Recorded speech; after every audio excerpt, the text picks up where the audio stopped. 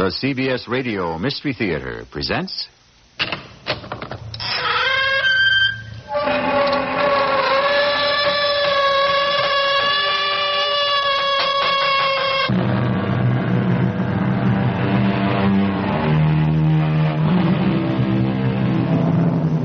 Come in. Welcome. I'm E.G. Marshall. Before you joined me, I was sitting thinking of all the murders, mayhem, and malevolence I have brought to you in the name of mystery. Suddenly, in this unaccustomed mellow mood, I thought upon the obverse side of the coin, the antithesis of the devil's advocates, the ministers of God. And it occurred to me that as much terror and suspense are contained in the mystery and magic that is invested in them by a higher power, a greater force, only this time not a force for evil. So I thought a story from the other point of view might be interesting for a change. Nurse! Nurse! Somebody! Help! Help! What is it, Miss Riggs? What's happened? Chaplain Morgan, he just suddenly collapsed. Is he dead, Dr. Shelton? Nurse, take care of the patient. Orderly, send me another nurse from the floor quickly. What is it, Liz? What happened to Dan? I don't know yet, Mike. Well, so help me if anything has. This one I'm pinning directly on that cold fish Dr. Hugh Bradley.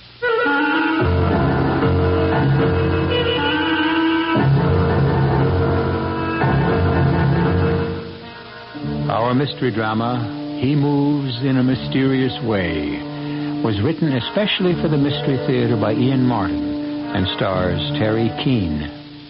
It is sponsored in part by Sign-Off, the sinus medicines, and Anheuser-Busch Incorporated, brewers of Budweiser. I'll be back shortly with Act One.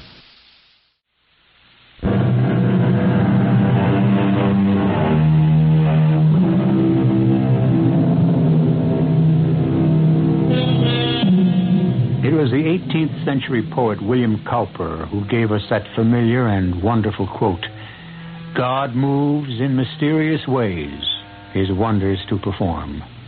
This story is a reflection of that. Belleville Community Hospital, though located in the town of its name, services the entire county of Fairchild. It is the pride and joy of the 5 main towns and their smaller brothers and sisters who draw on its dependable service. But Belleville Hospital is stretched beyond its usual adequate capacity at this moment, as a result of a train wreck on the line to New York.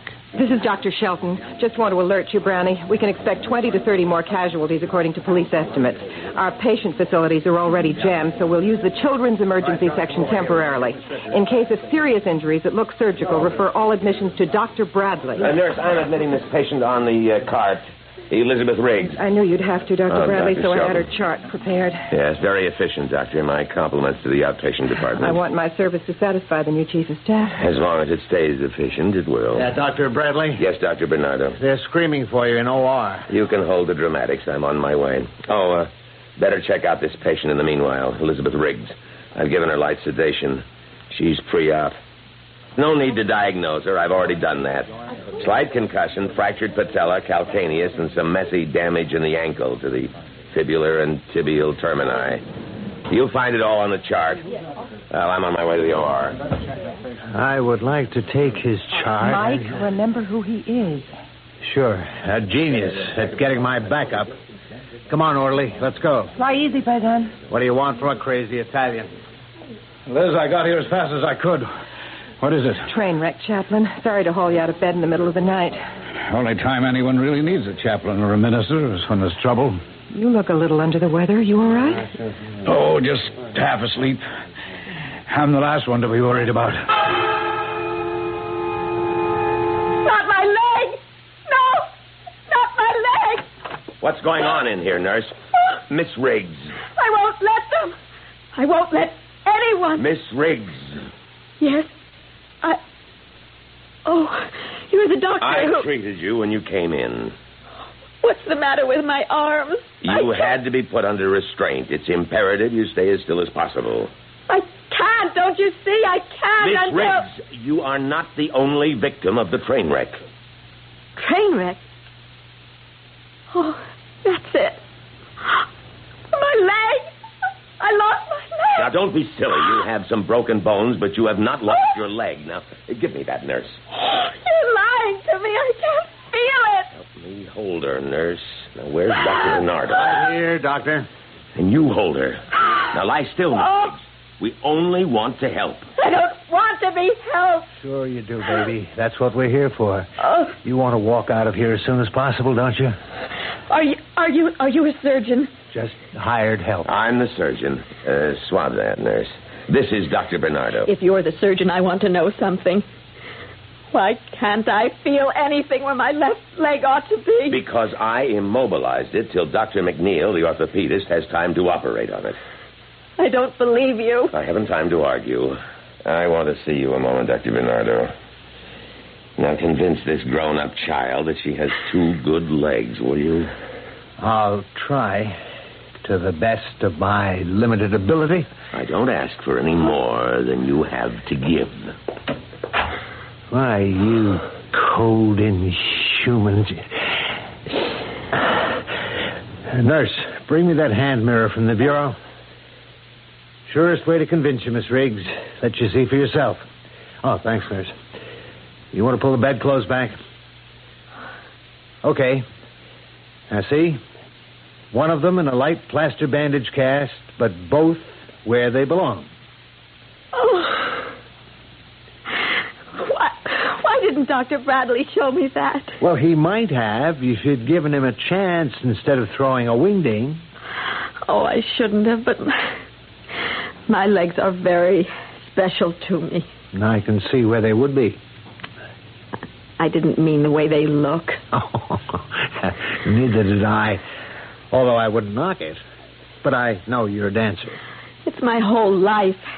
If I couldn't have... Oh, especially now. Nothing to worry about at the moment. But I've got... Oh, I feel woozy. Well, that's the sedation. What is that surgeon going to do to me? You have a cracked kneecap and a broken ankle. He's going to fix them. I don't want an operation. Well, we'll work that out when the time comes. You rest now and let the sedation work. I don't want to be alone. I just wish that... What? You wouldn't understand. I'm scared. I think God is punishing me, and I want to... Oh, I don't know what I want. There's a chaplain in the hospital, Reverend Dan Morgan. Real good guy. Want to talk to him? Could I? I know I can't sleep until... Would he have time for me? Miss Riggs, Dan Morgan could be drawing his last breath, and he'd hold it till he got through helping anyone who needed him.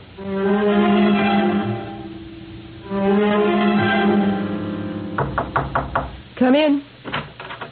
You looking for me, Pat? Mike Bernardo just called down, Dan. Could you talk to that dancer with the badly injured leg? Oh, sure, of course. About what? She's fighting an operation, and she asked for a minister. All right. Should she have the operation? If she doesn't, she may never walk properly again. She could even lose it. Oh. Dan, you look tired. You don't look well. Maybe you should go home and rest. What, I'm needed? No, not in your life. What's the girl's name? Elizabeth Riggs, room 317. A dancer, you say, huh? Yes. Ballet? Modern, I suppose, not classical. But a professional? Yes. And if the operation is successful, will she dance again? I doubt it. And more than ever, she needs me. Yes, of course I'll see her. God's will be done.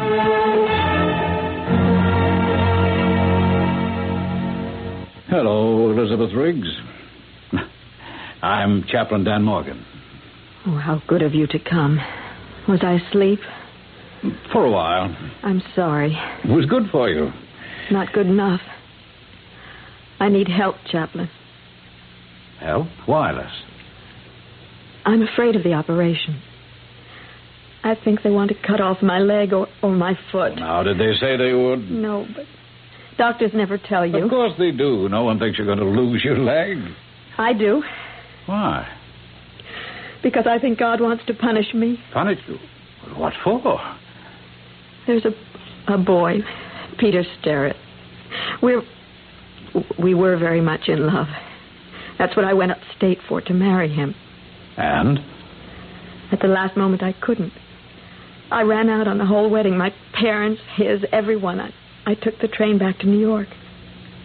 That's why God punished me. Oh, I wouldn't say that. There were 64 people in that train wreck. God's a little more efficient than that. Now you make me feel ashamed. I meant to. I don't believe in a God of vengeance who reaches out to hurt and punish, and neither should you, Liz. We make our own punishments. Well, I didn't make the train wreck. No, but you climbed aboard that train to run away. But I had to. Chaplain Morgan, dancing isn't just a profession, it's a whole way of life. And that's what I realized at the last moment. I couldn't give it up to marry Peter. Well, you said you loved him. I do. It tore me apart to give him up, but I had to make the choice. Child, why couldn't you have both? Because Peter's a minister just like you. Can you imagine him running a parish with his wife in a Broadway show and cleavage down to my navel and net stockings up to my bikini? Okay, Dan, buddy boy, I'm on my way. That was Dan. He's calmed our Terpsichorean terror, and she now is ready to sign for the operation. All right, give me a form, hon, and I'll go make sure she's prepped. Now, here's your form. Just watch your own. What's that mean? You want to be a resident in surgery, don't you? It's my life, outside of you. Knee you got. Just take it easy if Dr. Bradley's the surgeon. Okay. So the guy gravels me. I'll try to stay out of his hair. Mike, he's a new broom. Give him a chance to work in. Oh, I'll be a good little soldier. Anything he can dish out, I can take. That's my boy. Just hold the good thought.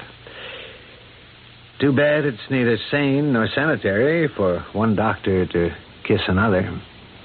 All right, take the wish for the deed. I love you. You can order the cart to take her up to the ready room, nurse. She's all cleared for OR.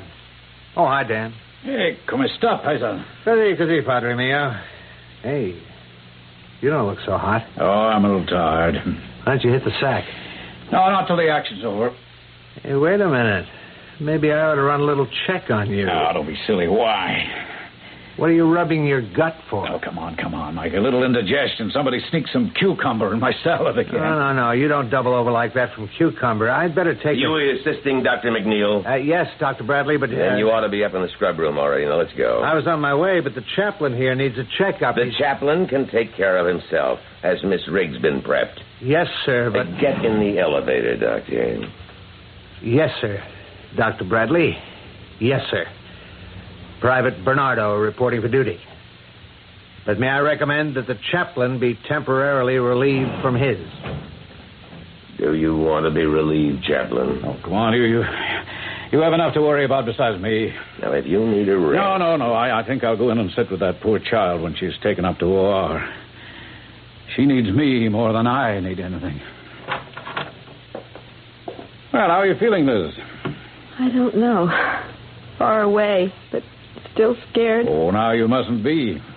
I won't lose my leg. You mustn't think about that. Even if it's saved, will I dance again?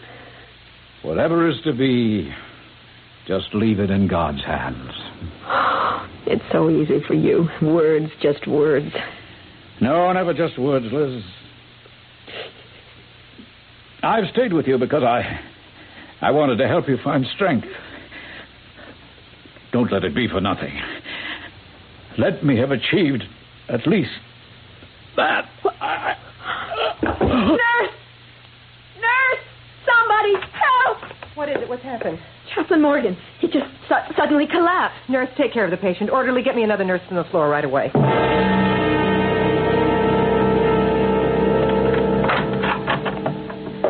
How'd the operation go? I don't know. Good, I guess. McNeil's the best bone man around, but that leg, it was a mess. How's Dan? I don't know. Running fever? Low grade, but he's still in In coma. What were the symptoms when you first examined him? Oh, nothing too definite. He's got a surgical abdomen, no doubt about that. But what? Did you get blood samples? Waiting for them now. You haven't been able to bring him to at all? No. If God owes anyone a break, it's to him.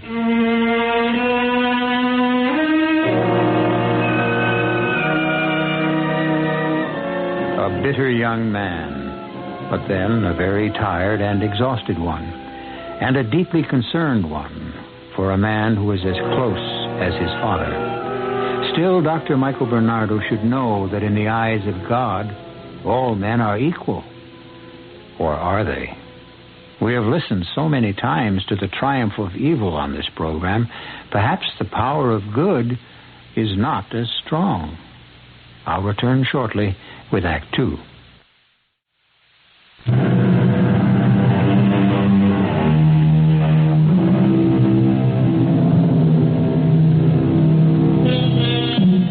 Across Dan's bed, Dr. Patricia Shelton and Dr. Mike Bernardo's eyes lock in concern for their barely breathing friend. From beyond the curtain and the other bed in the room, from the big, heavily muscled, early middle-aged man in it, comes a rhythmic and ear-shattering snore. Oh, great. That the best roommate we could find for Dan? Oh, we were lucky to have a bed at all. Even the standby rooms are all taken. Now, get him off his back. No, you can't. He's in traction. Back? Yeah. McNeil's patient, too. From the train wreck? No, he's been here a week or so. Oh, I'm tired. Why don't you grab some shut-eye, huh? We can't do anything till we get the tests back or Dan comes to. Go stretch out in the lounge. I'll wake you the moment the tests are back, huh? Come on, I'll walk you there. How'd the operation go for Liz Riggs? Oh, McNeil patched the knee fairly easily, but the ankle and the socket of the tibia were fragmented, plus the broken calcaneus. She'll be lucky to retain even partial mobility. Which means no more dancing. Certainly not professionally. I'd hate to have to be the one to tell her.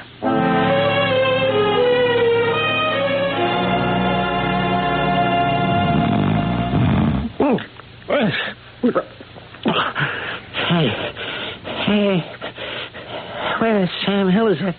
Damn. Hey, you in the next bed. Hey, you awake?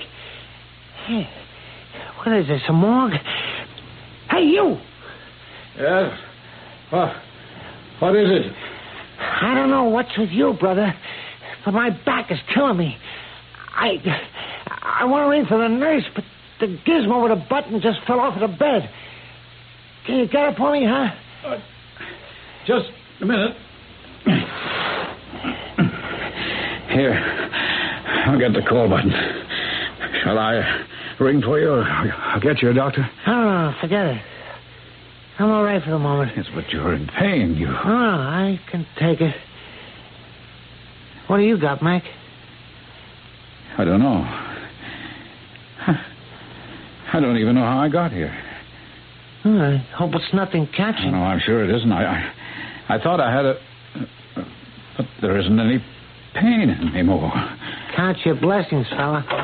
Dan, what are you doing out of bed? No, I'm all right. You are not. Nurse, help me get him back in bed. No, You're running a fever. Nurse, get Dr. Bernardo down here right away. He's catching a nap in the father's lounge on maternity. Dan, won't you ever take care of yourself? Hey, what's the big fuss? Who is this guy? Oh, I was right.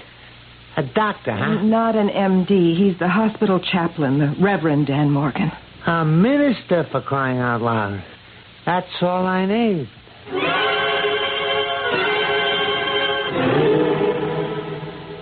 Okay, Dan. Let me know if and where it hurts. Oh, there. Uh-huh. How about here? Tender. Doesn't hurt as much. Okay, Dan, that's it. Confirmed? The WBC will bear it out this time around. The peritonitis caused by a ruptured appendix that perforated. How did you ever take the pain, Dan? Well, it wasn't that bad. Everyone was busy with real emergencies. My help was needed by others. So you just let your appendix explode. All right, roll him to you, Pat. Streptomycin too, nurse. Your technique is too good, Mike. I didn't feel any needles. Of all the bonehead stunts to pull. So many people. I couldn't let them down. Fever's rising. I don't like it. You in pain still, Dan? No. I was just thinking about that poor little dancer. Look, concentrate on yourself. Let us worry about Miss Riggs. There's no problem of her losing her leg. Dr. McNeil did a bang-up job. With luck, she'll regain almost total mobility. Pat, will you sit on this stubborn mule till that kick goes out of him? I will. Go make like a doctor. At least my other patients treat me like one. You still going to marry that crazy Italian? The first moment I can pin him down. Then I'll stick around. I don't know who he figures will be best man, but Dan Morgan knows who'll be the most important. Or I'll make sure he ties a knot within the faith with my own two hands. My own two hands. Joining the two of you in a silent...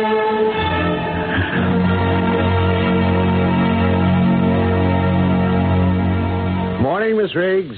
Morning, Dr. Bernardo. You look pert and pretty this morning. Oh, I feel wonderful. I can almost feel the bones knitting.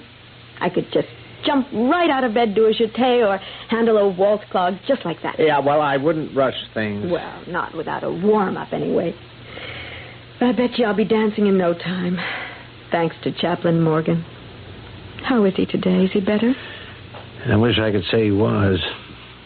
Didn't they take out his appendix? No, not yet. You mean it's serious? It could be very serious. Oh, I wish I could do something for him. You could. You could see a young man who's waiting downstairs. Peter Starrett. How did he find me? As sick as the chaplain was last night, he managed to contact him. What for? He knows it's all over between Peter and me. Why? Because you just can't bear to hang up those little red shoes? Something like that? I think maybe what Chaplain Morgan wanted to tell you was that a dancer has a short life. And sooner or later, she has to hang them up. A marriage can last a lot longer. I can't. It wouldn't be fair to Peter or to me. That's the message you want me to give him? And the chaplain? Dr. Bernardo, I will be able to dance, won't I? I'm not the one to ask that question to, Miss Riggs. You'd better ask it of the surgeons, Dr. McNeil or Dr. Bradley.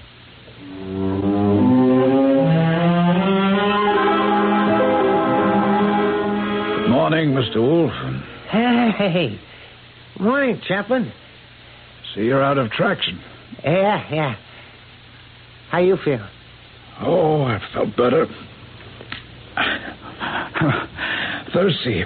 Oh, hold it a minute. I'll get you some ice water. No, you're back. You mustn't get out. Listen, you can lug a busted appendix around and not complain. I can manage a stiff back. Here. Oh, thanks. Oh, yeah. Thanks. You want some more? Please.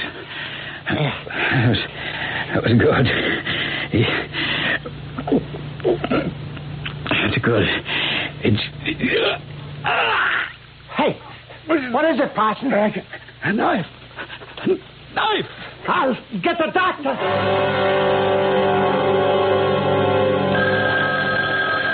Don't answer that. It might be Peter for me. Could be a call from me, too. But if it should be Peter, I'm just not ready to talk to him. Couldn't you just let it go? Sure. Nothing so urgent it won't last till I get to the nurse's desk. I'll be seeing you, Miss Riggs.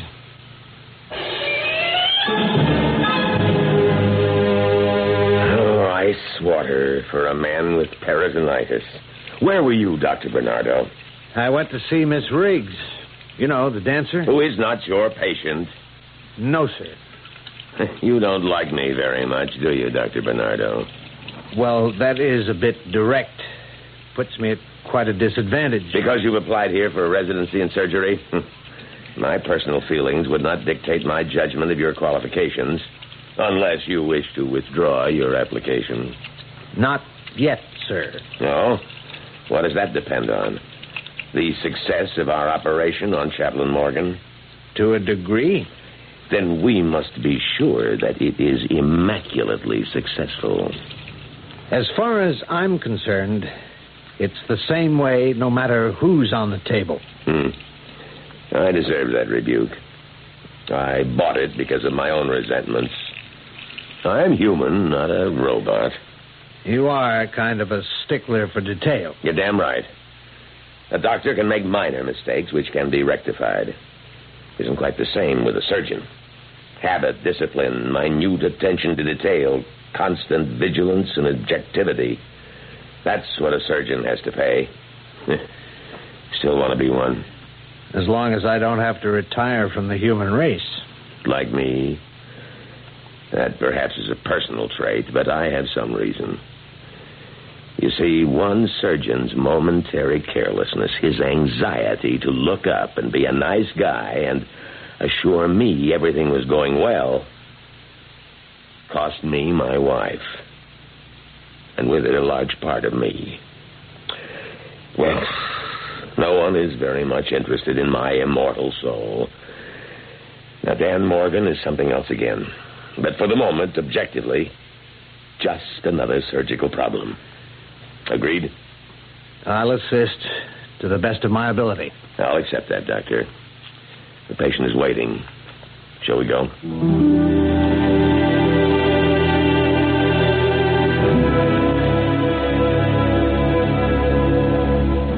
The great poet W.H. Auden had a craggy face so masked with wrinkles that Igor Stravinsky once said, "Soon we'll have to smooth it out to see exactly who he is." Dan Morgan's face is like that. Only now, under anesthetic, it is smoothed out. The only difference is that as the two surgeons approach, it is less a revelation than a mask. The mask of encroaching death. I'll return shortly with Act 3.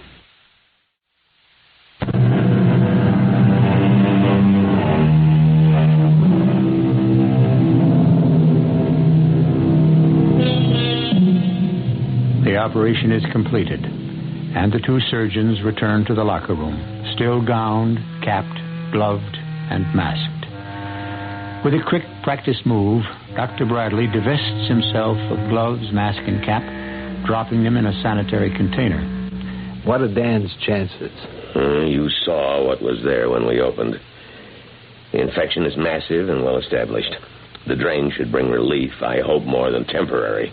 But once we can get a reading on the culture, we can pick the right antibiotic to knock out the infection? If we're lucky.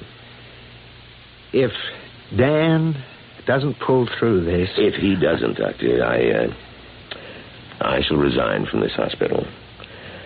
I was guilty of just what I demand from my staff. Total thoroughness on every case. Well, in all fairness, sir, with 65 victims of a train wreck suddenly dumped on you... It still doesn't excuse carelessness or inattention. I'm going to the recovery room to check on Chaplain Morgan. I might suggest you get together with Dr. McNeil and prepare Miss Riggs to face her future.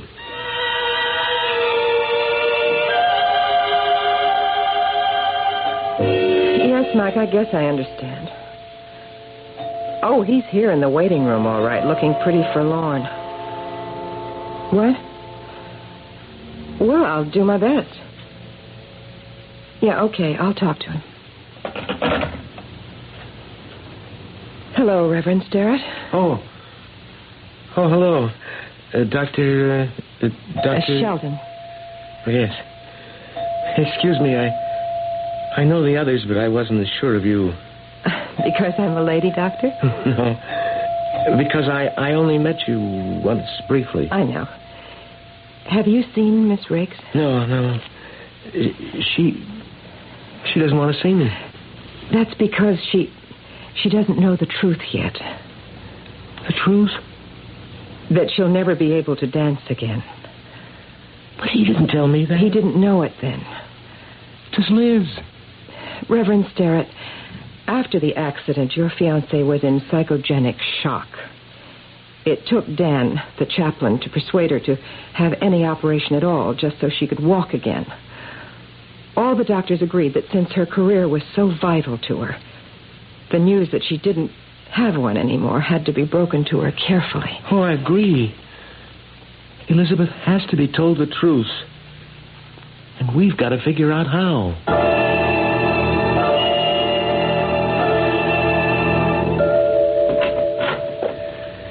Good evening, Miss Riggs. I'm Dr. Hugh Bradley.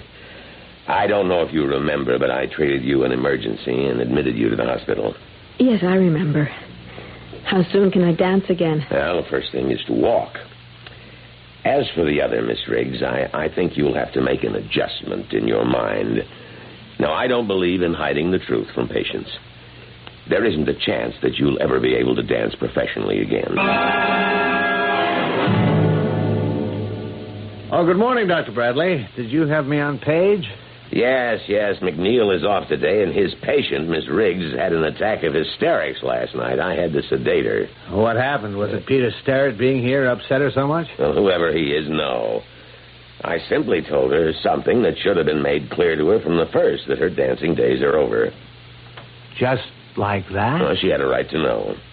But abruptly, coldly, you just don't say... Miss Riggs is not under psychiatric care. She is of age, and we are doctors. Our function is to heal and inform. She asked for you, and I said you would stop by this morning.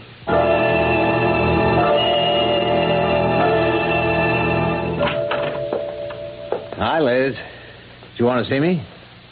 Yes. I want you to get Peter Sterrett off my back and out of here. I never want to see him again, or any of you. Now, look, I just got the bad word about you, too. So you're not going to be Margaret Fontaine, or whatever. But you're not going to be crippled either. And this way, there's nothing to stand between you and that nice guy who loves you, and... Nothing to stand between us, that's the laugh. Now it's worse than ever. We just don't stand a chance at all. What do you mean? Oh, you wouldn't understand. No doctor would. That's why I've got to see the chaplain. Well, all things considered, you seem in fairly good shape this morning. How do you feel, Dan? All things considered, not so hot. But I think if Elizabeth Riggs wants to see me, I must see her. Once we've licked the peritonitis, you're in no condition... I must see her to convince myself that I didn't fail. And if you did... There's no disgrace in failure, Mike, as long as you tried to the utmost. If I'm to be called home, let me try to go with a clean conscience.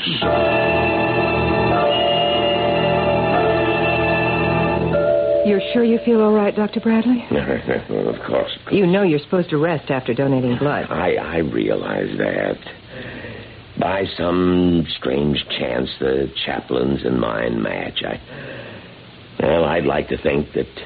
Well, I mean, He's due for a replacement. I'll see he gets this particular bottle. Oh, hi, Mike. Where are you taking Miss Riggs? To see Dan. He's in no condition for visitors. He was the one who insisted. And, just in case, I wouldn't deny him anything he asked.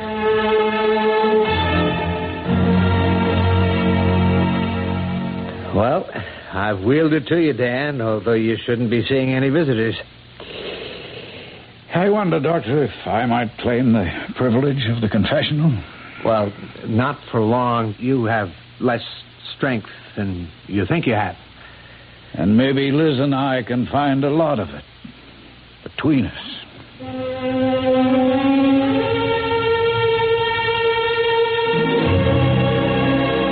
But if you worried about me, you'd have gone back to the doctors for help. If I hadn't been worried about you, I would have no right to the principles I serve. I should say principle. Will you still turn your back on him? I'd rather talk about you. There may not be much time to talk about me, so I have to be abrupt. Because I have so little strength left. Are you going to marry Peter? I can't. More than ever now. Why? Don't you love him? I've always loved him. But I broke that love for a simple thing like a wish for a career. Chaplain and Dr. Bradley told me that I could never dance again. Of all the reactions that I had, the most definite and unshakable was that I cannot believe in a God who would take away from me the one thing that I have worked all my life to achieve. And because of that, even though it removed another less important barrier, you can't go back to the man who loves you. Of all men, how can I? He's a minister like you, and I no longer believe in God. Oh, Liz, I don't believe that. I don't think you're like all the people who put on religion like a Sunday dress just for the occasion.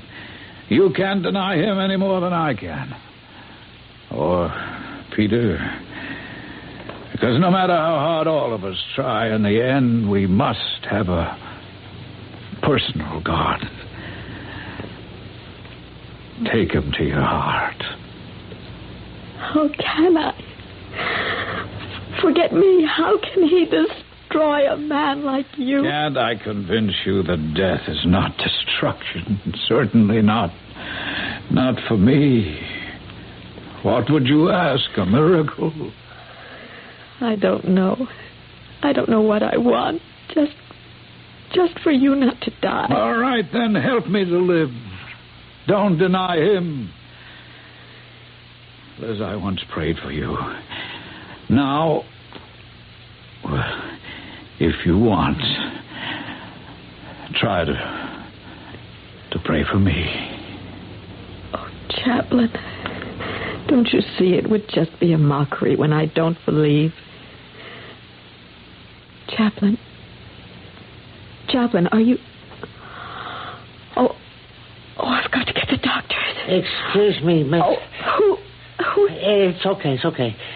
I've been Chaplin's roommate these last days. I was in the bathroom shaving and cleaning up to go home. And you overheard? Yeah. I couldn't help hearing some of it. And you got to listen to me, because I got something to say. No, I can't listen now. The chaplain... It'll only take a minute. And the way I see it, maybe you can do him more good right this moment than all the doctors in the world. Faith and belief didn't put any fingers on you or the chaplain. The one on him, he put there himself. I don't know what you mean. I mean, when you were brought into this hospital, the chaplain was dying of pain. He needed a doc a lot more than you did, but he stuck with you.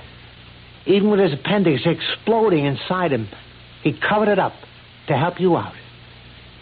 The poison's all through him now, and maybe he's dying.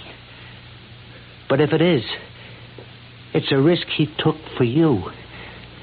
To save not only your leg, but, well, all of you. Now, are you going to make the belief that made him sacrifice himself for you the way he did be all for nothing? Or are you going to give back something of yourself in return? Well, I'll go get the docs now and leave you to think about it.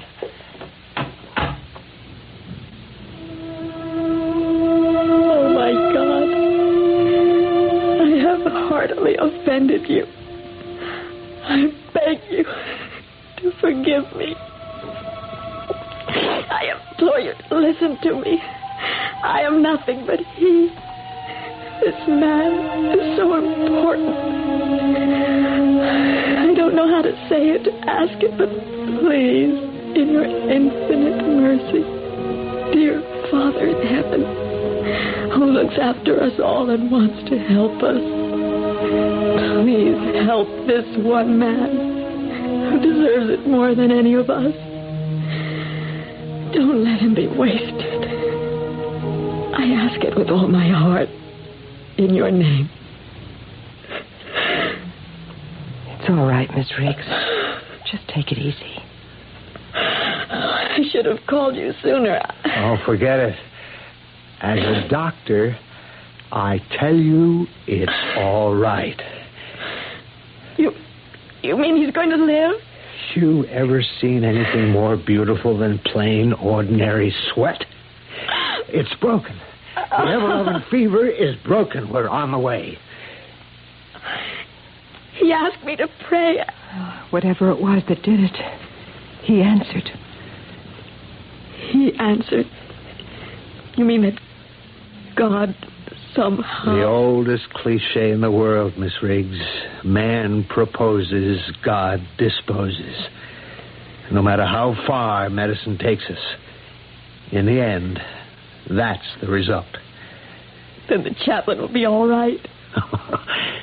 Just give him a look. Bathed in perspiration, his fever tumbling and blissfully asleep. We're all getting out of this lucky.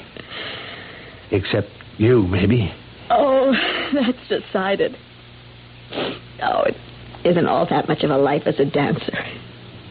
As long as Peter is still around, if he still wants me. He is, and he sure does. We couldn't have moved him out of here with a bulldozer.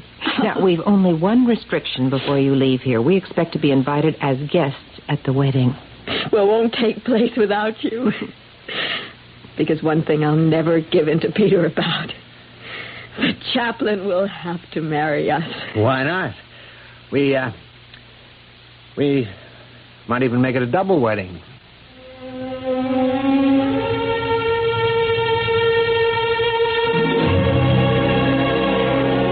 Well, there it is. No sound, no fury, but certainly a tale that signifies something.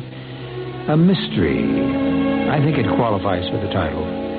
As I said in the beginning, and as you have seen for yourself, God does move in mysterious ways his wonders to perform.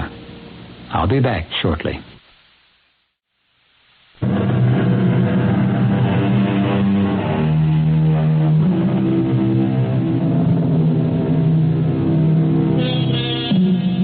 The Reverend Daniel Morgan did recover. Fortunately, because 4 anxious young people no longer wanted to postpone weddings too long delayed.